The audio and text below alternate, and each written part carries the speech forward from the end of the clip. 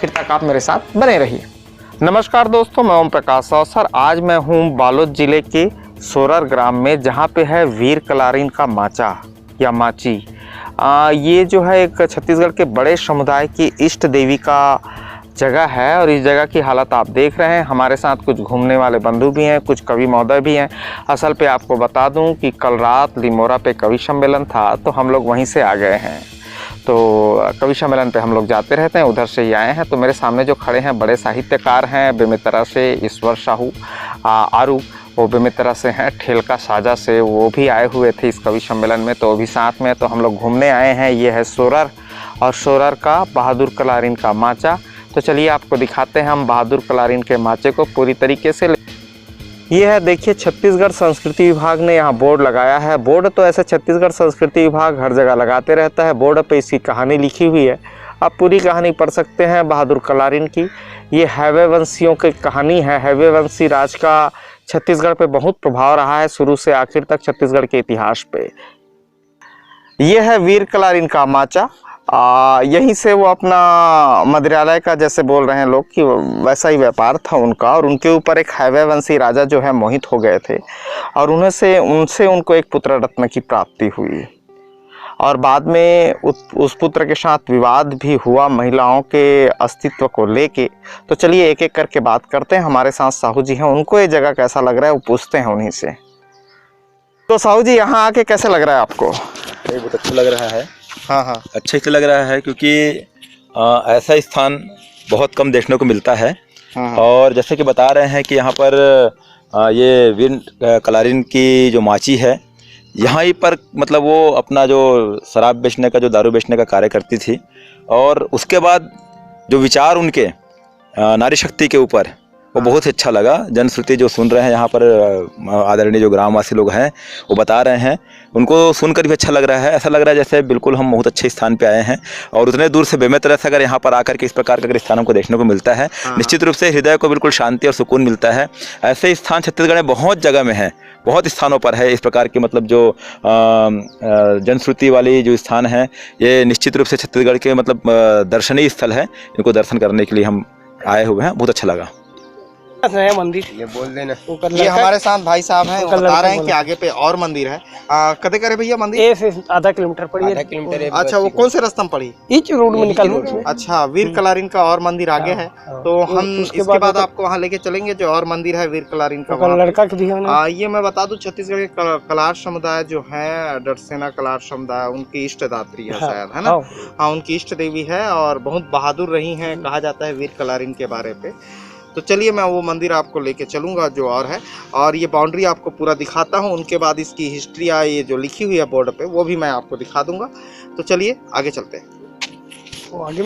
वो आगे पे वीर कलारीन के लड़के का भी मंदिर है। और ये जो देखना है इसकी बाउंड्री है। पिछले बार रमन सिंह भी आए थे क्या यहाँ? हाँ, पिछले बार नहीं आए हैं। हाँ, तो ये जो बाउंड्री है आप देख रहे हैं, वीर कलारीन की बाउंड्री है। और उधर आगे चल के उनके बेटे का भी है। तो चलिए एक बार इनका बोर्ड मैं आपको दिखाता हूँ अच्छे से। ये है वीर कलारीन की पुरातन मूर्ति, आप देख रहे हैं जो मूर्ति, वो वीर कलारीन की पुरातन मूर्ति है। मूर्ति देख के ही लग रहा है कि पत्थरों से बनी मूर्ति है, बहुत पुरानी मूर्ति है। तो और दिखाते हैं उनसे, वीर कलारीन से मिली हुई चीज़ें यहाँ पे और हैं। तो वो चीज़ें हम आपको एक एक करके और दिखाते हैं। आप ये मूर्ति देख लीजिए। ये है जो मंदिर है, ये अलग जगह पे है, माचा से अलग जगह पे मंदिर है। और ये सोरर बस्ती के अंदर पे है। वीर कलारीन की जो मंदिर है, मूर्ति है, वो अंदर पे है। तो ये मंदिर अभी निर्माणाधीन है। ये मंदिर बन रहा है। मैं मंदिर का बाकी हिस्सा आपको दिखाऊंगा। ये मंदिर अभी निर्माणाधीन है। ये जो हमारे सामने दिख रहा है, इसका कुछ उपयोग वीर कलारीन किया करती थी। वो पत्थर अभी भी यहाँ रखा हुआ है। तो चलिए जो भाई साहब हमारे सामने ग्रामीण खड़े हैं, उनसे ही हम समझने की कोशिश करेंगे कि इसका क्या क्या करती थी। तो ये देख रहे हैं आप। तो चलिए भाई साहब से बात करते हैं, इसका उपयोग समझते हैं कि इसका क्या क्या करती थी भाई। हाँ, बता भाई, क्या उपयोग किया करती थी इसका? इसका उपयोग जानवर लोग पानी पीने के लिए उपयोग करते थे। अच्छा, तो वीर कलारीन क्या करती थी इसका? उपयोग दारू बनाने के लिए भी करते थे। दारू बनाने के लिए उपयोग किया करती थी।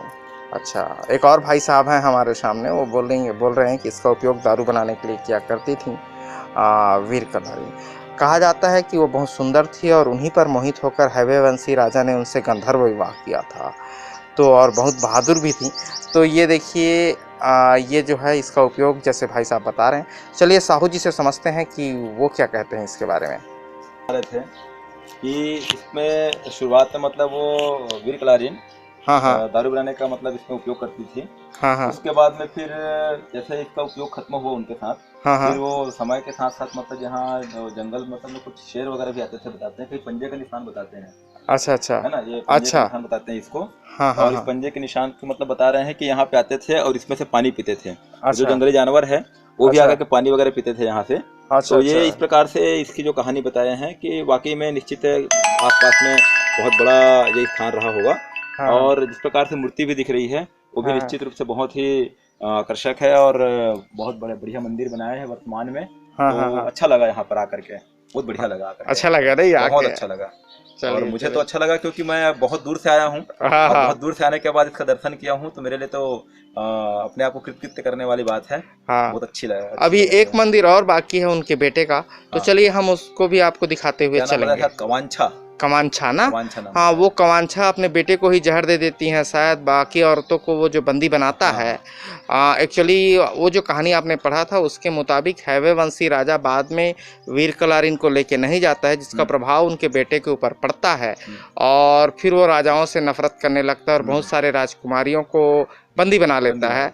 और उसकी माँ चाहती है कि इसमें से एक को रखो बाकी को छोड़ दो, लेकिन बेटा मानने को तैयार नहीं होता है। तो बेटे से इसी बात पर विवाद हो जाता है उनका, और वहाँ जिस हिसाब से लिखा हुआ है हिस्ट्री, उस हिसाब से अपने बेटे को शायद जहर दे देती हैं और ख़ुद बाद में आत्महत्या कर लेती हैं।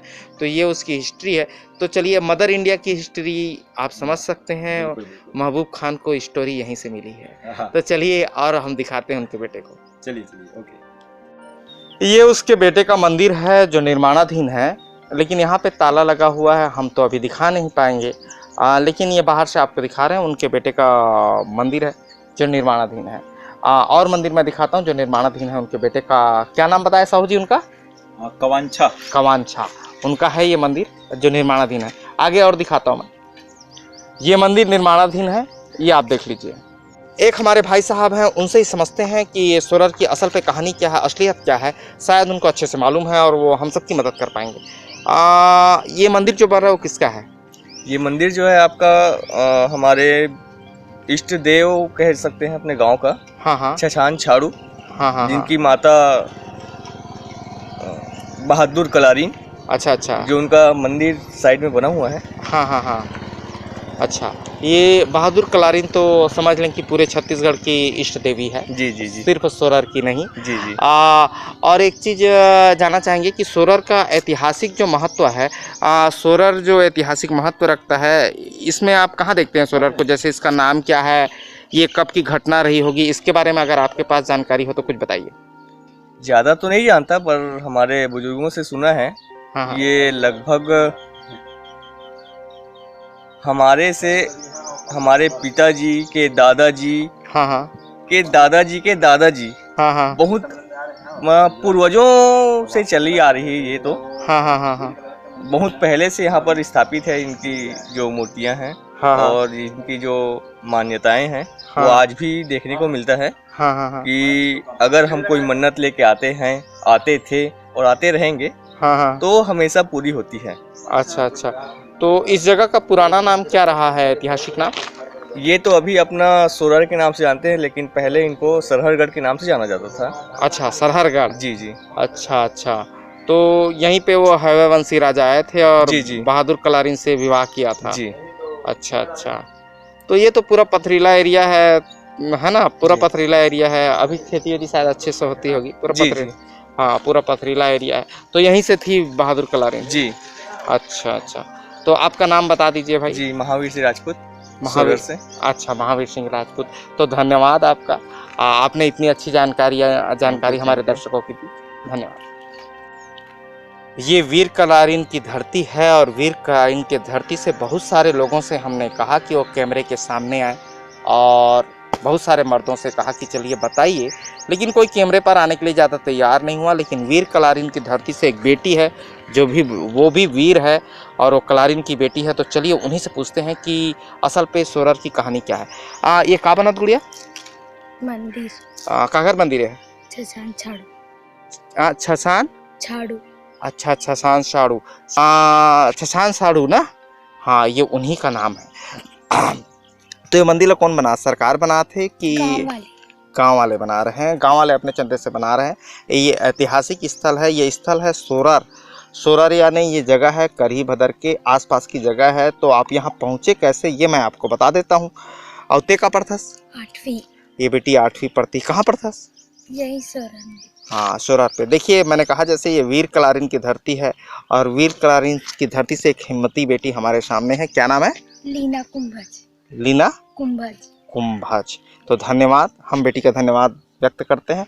और जैसे मैं आपको बता रहा था कि आप इस जगह पर पहुंचे कैसे, इसके लिए आप या तो दुर्ग से सीधा शिकोसा से फिर बेलौदी होते हुए करी भदर के रास्ते पर सोरर पड़ेगा, या तो दुर्ग से झलमला आ जाइए और झलमला से करी भदर आइए। उसके बाद आपको सोरर 4 किलोमीटर पे पड़ जाएगा। यहाँ पे बहादुर कलारिन जो एक बड़े समुदाय की इष्ट देवी हैं छत्तीसगढ़ की, उससे जुड़े हुए सारे ऐतिहासिक तथ्य आपको देखने को मिल जाएंगे। तो धन्यवाद। मैं ओम प्रकाश अवसर। ये वीडियो आपको कैसा लगा मुझे कमेंट्स करके ज़रूर बताएं। धन्यवाद।